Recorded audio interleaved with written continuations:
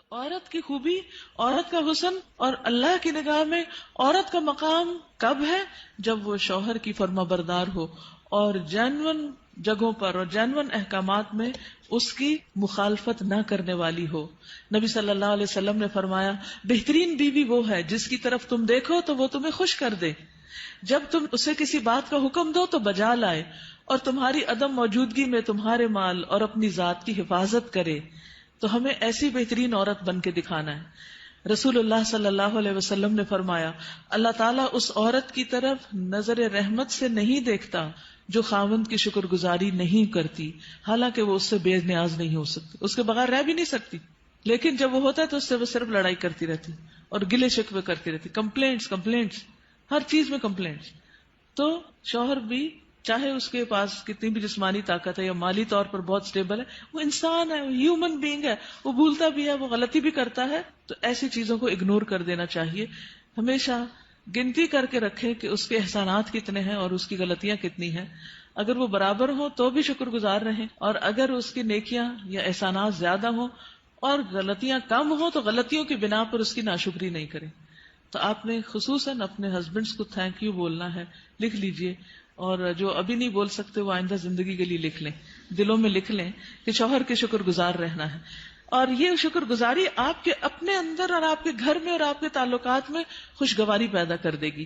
آپ دیکھیں گے کہ وہ شاید منتظر ہوں اس بات کے کہ کسی وقت آپ خوش ہو جائیں ان سے، کیونکہ آپ دیکھیں وہ آپ کو خوش کرنے کی کوشش میں لگے رہتے ہیں، اور آپ جب خوش نہیں ہوتی تو بےچارے وہ بھی ناخوش ہو جاتے ہیں۔ تو جب آپ خوش ہوں گے تو آپ کو دیکھ کر وہ دگنے خوش ہو جائیں گے، جب وہ دگنے خوش ہوں گے تو آپ تگنی خوش ہو جائیں گے، اور یوں خوشیوں کا سلسلہ بڑھ جائے گا۔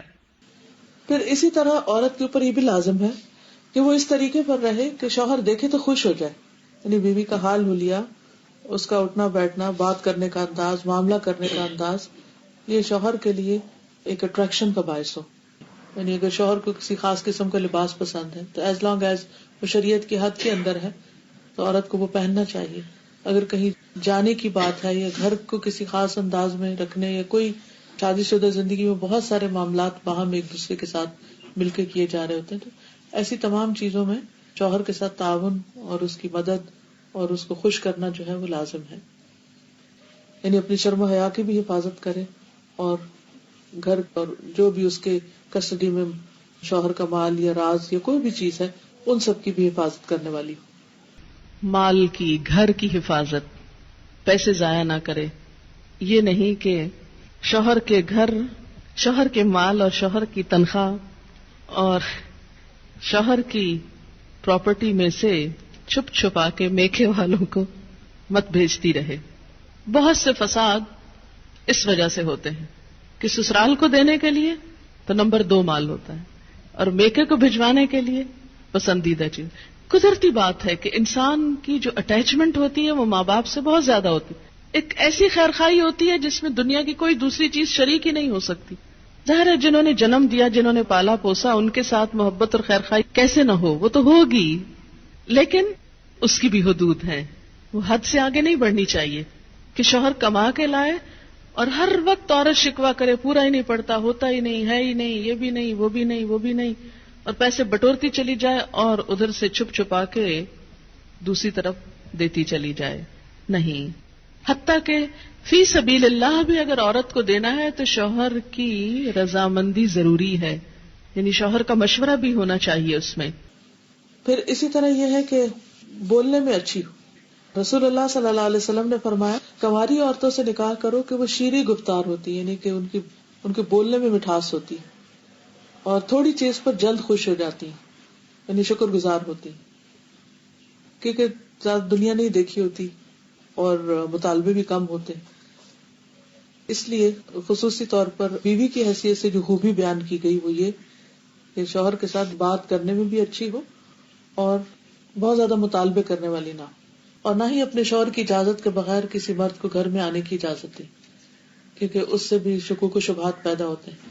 پھر اسی طرح شوہر کے مال میں سے اس کی مرضی کے بغیر تحفہ یا صدقہ نہ کرے، کیونکہ کمانے والا مرد ہے، یا تو عورت کا اپنا ذاتی مال، یعنی اگر پیرنٹ سے ملا ہے یا انہیرٹ کیا ہے یا وہ خود کماتی ہے تو اس میں تو اپنی مرضی سے جو بھی وہ کرنا چاہے، لیکن اگر شوہر کی طرف سے کچھ ملا ہوا ہے تو اس میں اس سے مشورہ کرنا اور اس کی اجازت لینا ضروری ہے، کیونکہ اصل مالک بہرحال شوہر ہے.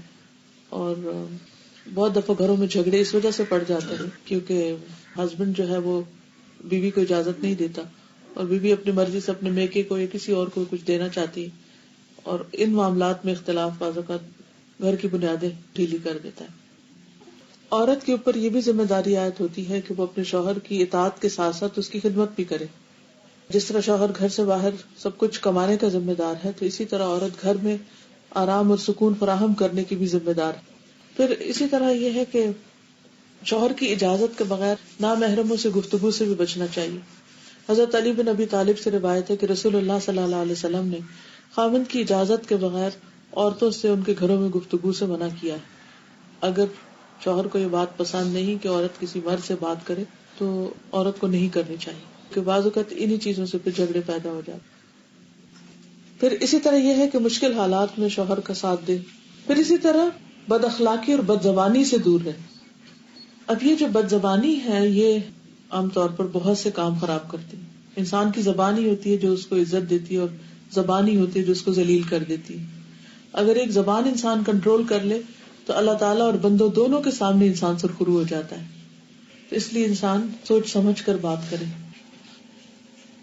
پھر اسی طرح یہ ہے کہ بد دعائیں نہیں دینی چاہیے، نہ اپنے آپ کو، نہ بچوں کو، نہ شوہر کو، اور نہ کسی اور کو. کیونکہ اگر کوئی دوسرا بد دعا کا مستحق نہ ہوا تو وہ بد دعا واپس پلٹے گی، جس نے دی ہے اسی کو آ کے لگے گی. رسول اللہ صلی اللہ علیہ وسلم نے فرمایا بد دعا نہ دیا کرو، نہ اپنے اوپر، نہ اپنی اولاد پر، نہ خادموں پر، نہ مالوں پر. کہیں ایسا نہ ہو کہ وہ قبولیت کی گھڑی ہو کہ جس میں اللہ تعالیٰ سے مانگا جائے تو وہ دعا قبول ہو جائے اور پھر انسان خود ہی پچھتائے. لیکن ریلیشن شپ کے اندر کچھ چیزیں ایسی ہیں جن کا خیال رکھنا بہت ضروری ہے، اور ان چیزوں کو ضرور ذہن میں رکھنا چاہیے جو تعلقات کی خرابی کا باعث بنتے ہیں. ٹھیک ہے، کچھ چیزیں تو وقتی طور پہ انسان کی طبیعت مزاج کا حصہ ہوتی ہیں، کچھ بچپن کی دو مختلف گھرانوں سے اٹھان ہوتی ہے، اور پھر مرد اور عورت کا جو بایولوجیکل ڈفرینس ہے وہ بھی بیچ میں بہت اہم رول ادا کرتا ہے. لیکن ان سب چیزوں کے ساتھ ساتھ کچھ فیکٹرز کو سامنے رکھنا چاہیے. اس میں جو چیز عموماً خرابی کا باعث بنتی ہے وہ بدگمانی ہے. جب کسی پہ شک ہونے لگتا ہے تو وہ شک انسان کو ختم کر دیتا ہے، انسان کا چین لوٹ لیتا ہے. ہسبینڈ وائف کے درمیان محبت کو قائم رکھنے والی چیز اعتماد ہے. جب تک ایک دوسرے پر اعتماد اچھا ہوتا ہے تو خواہ ایک دوسرے سے دور بھی ہوں تو کچھ مشکل نہیں ہوتی، دونوں اپنی اپنی جگہ سیٹسفائیڈ ہوتے. لیکن قریب رہ کے بھی اگر بد اعتمادی کی فضا آ جائے، شک آ جائے تو خوشیاں ختم ہو جاتی ہیں. اس لیے حد الوسع یہ کوشش کرنی چاہیے کہ ان کاموں سے بچا جائے جو ایک دوسرے کو پسند نہیں. جو چیزیں ہسبینڈ کو پسند نہیں، بیوی کو ان سے بچنا چاہیے. اسی طرح بد اعتمادی، اعتماد کے ساتھ ساتھ تنگ نظری سے بچنا چاہیے، نیرو مائنڈڈ نہیں ہونا چاہیے، اور ایک دوسرے کے ساتھ ایک دوسرے کی چھوٹی چھوٹی بات کو مائنڈ نہیں کر لینا چاہیے. کیونکہ بعض اوقات جب شادی ہوتی ہے تو دونوں میں سے کسی ایک کی یا دونوں طرف کی ایک پوزیسو ایٹیٹیوڈ جو ہوتا ہے کہ بس دوسرے شخص کا سب کچھ ہی میرا ہے. اور جب ہم دوسرے سے محبت کرتے ہیں یا محبت کا اظہار کرتے ہیں تو پھر ہم کیا چاہتے ہیں کہ یہ شخص بس اب کسی اور کی طرف توجہ نہ کرے. اگر شوہر ہے تو اگر وہ ماں سے بھی بات کرے گا تو بیوی کو کھلنے لگتا ہے کہ ماں کا سر ماتھا کیوں چوم رہا ہے. اگر بہن بھائیوں سے بھی بات کرتا ہے تو وہ بھی بعض اوقات برا لگنے لگتا ہے. یہ تنگ نظری نہیں ہونی چاہیے، دل کھلا ہونا چاہیے. جو محبت میں آپ کا حصہ ہے وہ آپ کا ہے، بیوی کی جگہ اور کوئی نہیں ہو سکتا. لیکن یہ بھی یاد رکھیے کہ جس ماں نے تکلیف اٹھا کے جنم دیا ہے اور سالوں سال دعائیں مانگ مانگ کے اس کو پالا ہے اور بڑا کیا ہے اور اس منزل تک پہنچایا ہے کہ جب وہ کامیابی کے ایک اعلیٰ منزل کو پہنچا تو اب آپ کے ساتھ اس کا ریلیشن شپ ہو رہا ہے، تو جس نے یہ ساری منزلیں طے کی ہیں اس کا حق اپنی جگہ ہے. اس حق کو کبھی فراموش نہیں کرنا چاہیے، بلکہ شوہر کی مدد کرنی چاہیے کہ وہ اپنی ماں کا خیال رکھ سکے اور اس کا ساتھ دینا چاہیے. اگر وہ کسی قسم کی کمی کوتاہی کر رہا ہے تو ایک اچھی بیوی کی خوبی یہ ہے کہ وہ اس کو توجہ دلائے کہ تمہاری ماں تمہارا انتظار کر رہی ہے. پھر کچھ اور چیزیں ہیں کہ جن کی وجہ سے تعلقات اچھے نہیں ہوتے، اور وہ ہیں ڈس فنکشنل کمیونیکیشن، اچھی کمیونیکیشن کا نہ ہونا. کامیاب شادی کے لیے ہسبینڈ وائف کی کمیونیکیشن کا اچھا ہونا بہت ضروری ہے. اور اگر ابھی تک ہم نے کمیونیکیشن کے گر یا سکلز نہیں سیکھے تو ہم میں سے ہر ایک کو سیکھنے چاہیے. کچھ انسان کے دل کی ضروریات ہوتے ہیں، یہاں ایمان ہونا چاہیے، اسپرچولیٹی ہونی چاہیے. کچھ اس کے پیٹ کی ضرورت ہے، اس کو کھانا کھانا ہے. تو آپ صرف شوہر سے کسی شیکسپیئر کے اوپر باتیں کر کر کے اس کو راضی نہیں کر سکتے کہ آپ نے بہت کچھ پڑھا ہوا تو آپ اس کو روز ایک نئی کہانی سنانے لگتے ہیں. اس سے وہ خوش نہیں ہوگا جب تک آپ کھانا اچھا نہیں دیں گے. اور پھر اسی طرح شادی کا اصل مقصد کیا؟ ہسبینڈ وائف کی سیکشل نیڈز بھی ہیں. اب اگر آپ کھانا بھی اچھا پکا رہے ہیں اور آپ باتیں بھی بہت اچھے کر رہے ہیں اور بڑے اسپرچل بھی ہیں، بڑا ایمان ہے آپ کے اندر، لیکن ہسبینڈ اگر آپ کو بلاتا ہے تو آپ موڈ آف کر لیتے ہیں اور اس کی ضرورت پوری نہیں کرتے، یا اس کے ساتھ محبت سے پیش نہیں آتے، یا اپنی محبت شو نہیں کرتے، تو بھی غلط بات ہے، ریلیجسلی بھی غلط بات ہے. تو یہ چیز بھی بعض اوقات جھگڑوں اور فساد کا باعث بنتی. ٹھیک ہے، انسان کے موڈ اپ اینڈ ڈاؤن ہوتا ہے، کبھی دل نہیں بھی چاہتا، لیکن اس وقت انسان یہی سوچے کہ اگر میرے اندر کسی چیز کی طلب ہو اور کوئی اور مجھے پریونٹ کر دے اس سے، تو پھر میرا کیا ہوگا؟ تو اس وقت مجھے اگر نہیں بھی ضرورت اور ہسبینڈ کی ایک ضرورت ہے تو دونوں کے درمیان جب ہی نبھے گی نا جب ایک دوسرے کی ضروریات کا خیال رکھیں گے. تو جب انسان کبھی اپنے من کو مار کے دوسرے کو خوش کر دیتا تو اللہ تعالیٰ اس کے عوض اس کو اس سے بڑی خوشی عطا کرتا ہے. ان چیزوں کا خیال رکھنا ضروری ہے. پھر اسی طرح یہ ہے کہ بے تکلف ہو لیکن شاؤٹ نہیں کرے ایک دوسرے پر. احترام اپنی جگہ قائم رہے، کیونکہ چیخ چلا کے بات کرنا، دور سے شاؤٹ کرنا، اس سے بھی ایک دوسرے کے لیے بعض اوقات دل جو ہے وہ ایک دوسرے سے تنگ ہونے لگتے ہیں. پھر ایکیوزنگ بیہیویئر نہ ہو کہ ہر چیز میں آپ تو ہم کو ٹائم ہی نہیں دیتے اور آپ تو بہت ہی مصروف رہتے ہیں اور آپ تو ایسا ہے اور ویسا ہے. جب آپ ایکیوزنگ ٹون میں ہر وقت بات کرتے ہیں تو دوسرا بیزار ہونے لگتا ہے. اچھا میں نے اتنی دفعہ فون کیا آپ نے اٹھایا ہی نہیں، اور میں نے یہ چیز لانے کو کہی اور آپ لائے نہیں، اور آپ کو تو کبھی یاد ہی نہیں رہتا، اور آپ کے لیے تو بچے کوئی اہمیت ہی نہیں رکھتے، اور آپ کے لیے تو گھر کچھ ہے ہی نہیں، وغیرہ وغیرہ. اس طرح کی جو ایکیوز کرنے والی باتیں ہیں، اعتراض کی اور ہر وقت کمپلینٹس، ٹھیک ہے ان کا بھی زندگی میں ایک پارٹ ہوتا ہے، ہونی چاہیے کبھی، میں نہیں کہتی کہ وہ نہیں ہونی چاہیے، لیکن بس تھوڑا حصہ. اگر آپ ایک گراف بنائیں نا تو اس میں اس کا ایک چھوٹا حصہ ہونا چاہیے اور دوسرے کو انڈرسٹینڈ کرنے کا ایک بڑا حصہ ہونا چاہیے. کیونکہ اس سے جب صرف ایک دوسرے کو بلیم کرنے والا ایٹیٹیوڈ ہوتا ہے تو ایک دوسرے سے بیزاری پیدا ہو جاتی ہے.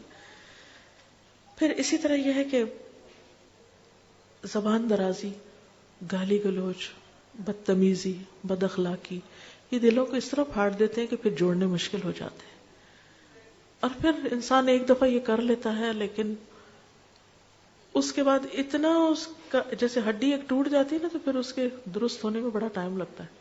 ایسے جب دلوں کو توڑ دیتے ہیں نا ہم تھوڑا سا غصہ ظاہر کر کے تو پھر ان کو درست ہونے میں ایک ٹائم لگتا ہے. اور پھر ہم بعض اوقات 1 منٹ میں توڑتے ہیں، اگلے منٹ میں کہتے ہیں سوری، اور اگلے منٹ میں چاہتے ہیں دوسرا شخص بالکل ٹھیک ہو جائے.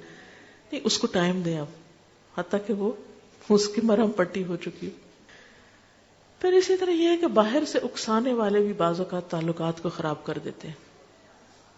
ہسبینڈ وائف کے درمیان اچھے بھلے تعلقات ہوتے ہیں لیکن کوئی رشتہ دار، کوئی دوست، کوئی ادھر ادھر کے لوگ وہ آ کے ایسی باتیں کرتے ہیں کہ جس کی وجہ سے ایک محبت بھرا رشتہ جو ہے اس کے اندر رکھنے پڑنے لگتے ہیں.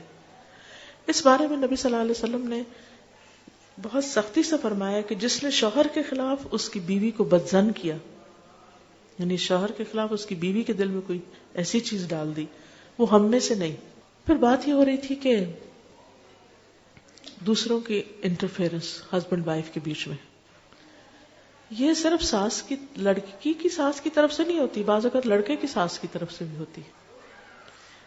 ہم مائیں بعض اوقات بیٹیوں کا پیچھا کیے رکھتی ہیں اور چھوٹی چھوٹی بات میں ہم انٹرفیئر کرتے ہیں. اچھا کیا کھایا تھا، کیا بنایا تھا، کہاں گئے تھے، یہ ملا کہ نہیں ملا، ایسا ہو گیا یا نہیں ہوا. ان باتوں کی وجہ سے بعض اوقات بہت گڑبڑ ہو جاتی ہے. بچوں کو ایک فریڈم دینی چاہیے کہ آپس میں ایک دوسرے کے ساتھ انڈرسٹینڈنگ کریں، کیونکہ ہم محبت میں رہے ہوتے ہیں لیکن الٹا دشمنی کر رہے ہوتے ہیں. ایک اور حدیث میں آتا ہے عورت شوہر کے معاملے میں کسی دوسرے کی بات نہ مانے، کسی دوسرے کی، حتیٰ کہ پیرنٹس کی بھی. آپ کو پتا ہے کہ والدین کی اطاعت فرض ہے. اللہ تعالیٰ نے قرآن پاک میں کیا کہا؟ اللہ کی عبادت کرو اور ماں باپ کی بات مانو. لیکن جب ایک عورت کی شادی ہو جاتی ہے تو اب اس کے لیے اس کا اصل گھر کون سا ہے؟ شوہر کا گھر ہے. اور اب اس کے لیے والدین کی اطاعت سیکنڈری ہے، شوہر کی اطاعت نمبر 1 ہو گئی ہے. پہلے والدین اس کی کفالت کر رہے تھے، اب شوہر اس کی کفالت کر رہا ہے. اب ایک نیا گھر بن رہا ہے. اس کے ڈسپلن میں کیا ہے کہ بیوی شوہر کی بات مانے، نہ کہ میکے کی ڈکٹیشن لیتی رہے روز ٹیلی فون پر. ایک دفعہ عورت ہو کے آتی ہے میکے سے تو موڈ بدلا ہوا ہوتا ہے. تو ایسی صورت میں اصل حکم کیا ہے کہ شوہر زیادہ اہم ہے. اب اس کی بات مانی. اور یہ کیوں اتنا سخت ڈسپلن رکھا گیا؟ کیونکہ جب تک ایک عورت کی وفاداری اس کے اپنے گھر سے نہیں ہوگی، گھر نہیں بنے گا. وہ بات میں ادھر بھاگی جا رہی ہے، یہ گھر خراب ہو رہا ہے. اب اس کی اہمیت، اس کی زیادہ اہم ڈیوٹی کیا ہے کہ اب وہ نئے گھر کی تعمیر کرے. اس لیے کہ شوہر نے مہر بھی دیا ہے، گھر دیا ہے، سب ضروریات پوری کر رہا ہے. اب آئندہ اللہ تعالیٰ نے ایک نئی نسل لانی ہے، ان کی تربیت ہے، ان کا کام ہے، اتنی ذمہ داریاں آنے والی ہیں. اب چھوڑو دھیان پیچھے کا، اب آگے کا سوچو.